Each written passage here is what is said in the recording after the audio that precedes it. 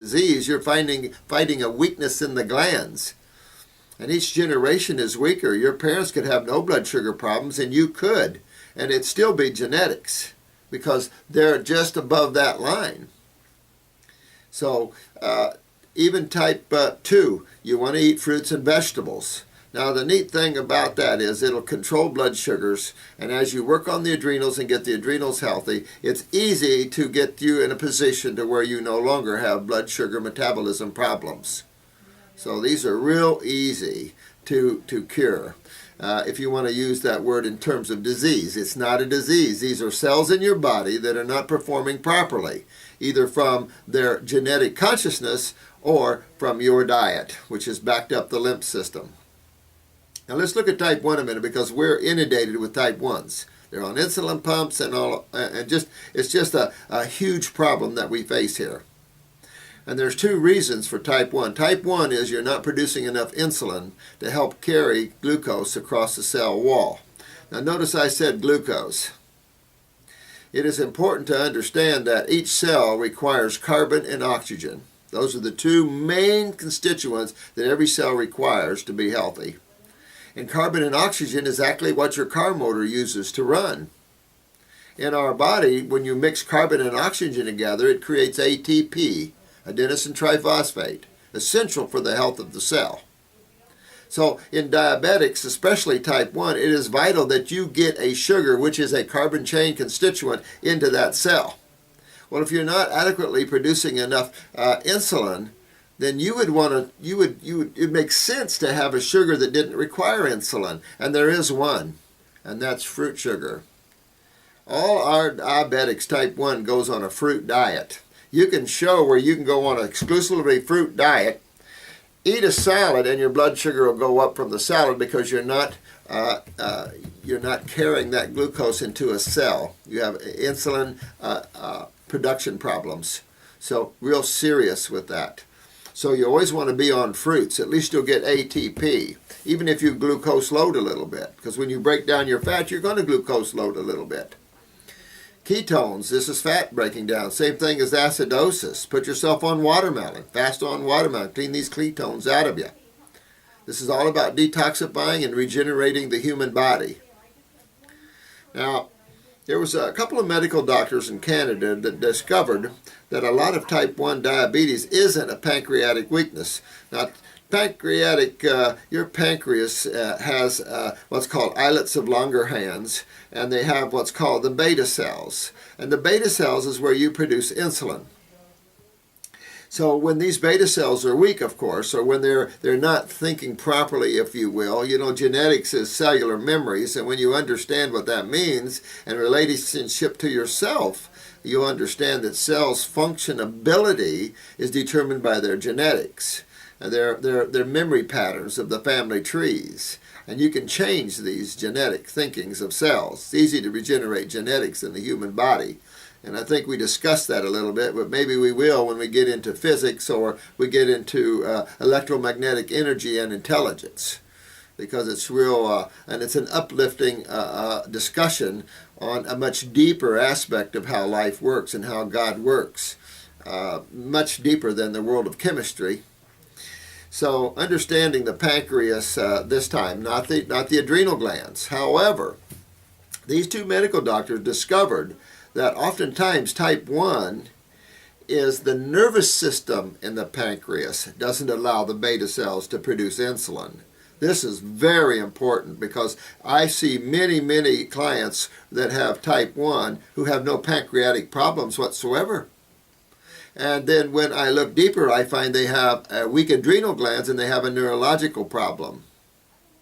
They found that these two medical doctors, they should have won a Nobel Peace Prize. This is instrumental in understanding not just the pancreas, but also kidney filtration of the lymph and so many other things, because your nervous system is in every tissue and its ability to make that tissue function is vital. So the suppression of the neurological system, the autonomic system, can create hypofunctionings of cells and the hypoproducing or underproducing of hormones and steroids. And it's just on and on and on. It can be any aspect of the human body. from breathing, like I've said previously, to hearts and the ability to open valves, etc., etc. So important to understand that the nervous system in the pancreas that controls the beta cell production of insulin is the autonomic nervous system. And now we're back at the adrenal glands again, which controls sugar metabolism, but also controls the autonomic nervous system. Very important, because if you're trying to work on type 1 and you're just going after the pancreas, you could be unsuccessful. Your success is making all cells in the body healthy, but you particularly always want to focus on kidney and adrenal glands because of the far-reaching aspects of lymph stagnation and acidosis and nerve suppression. Both of those things leads to cell inactivity, cell damage, and on and on and on, all into the world of cancers and all the symptomologies that man experiences. So far, important to understand that a lot of times we are a neurological diabetic. I'll give you an example, and this is an interesting case. A lady came in the other day, 50 years old, and she had hurt her knee, her left knee, and she had had a surgical repair of that, and something went wrong, I don't know, but the surgeon had to operate 3 times on that left knee to get it back in shape again. Well, after the 3rd surgery, she went into type 1 diabetes, and she stopped menstruating. Now, this is very significant. Why? Why after the 3rd surgery would she then have type 1 diabetes and she stopped menstruating? And the answer was what I just led you up to. The answer is anesthesia is a neurotoxin. What it did is suppress the nervous system, the autonomic nervous system, and she couldn't produce insulin properly anymore. She also suppressed her pituitary and couldn't menstruate, couldn't produce FSH. So this suppresses head to toe, even the central nervous system. Go back to Michael Jackson again. So we have to wake up to what neurotoxins are, and they're everywhere. They're pesticides, herbicides, certain perfumes, deodorizers for bathrooms. The list is long. Be careful. You could be eating a nice big salad in a restaurant and go into an anxiety attack and shortness of breath because you forgot to clean the pesticides off of these vegetables. So the more sensitive you are neurologically, you will become very sensitive to these aspects. So when you're type 1, you want to always work on the kidney and adrenals. You always want to work on the lymphatic system, but you also can work on the pancreas. It's okay. They gave this lady a transplant of the islets, and of course they didn't take. Now they gave her a transplant of that. They put this lady through hell, and now she's came to us, and now she's rebuilding tissue again. She's fixing her nervous system, and now she's back normal again. But how interesting is that to understand that the nervous system can play a role in that? Type 1 diabetes should always be on fruit. Fruit. If you go up a little higher in blood sugar, just observe that. You'll probably glucose load for a while as you break down the fat in the body. And if you're having vegetables with fruit, you might see an upswing of glucose.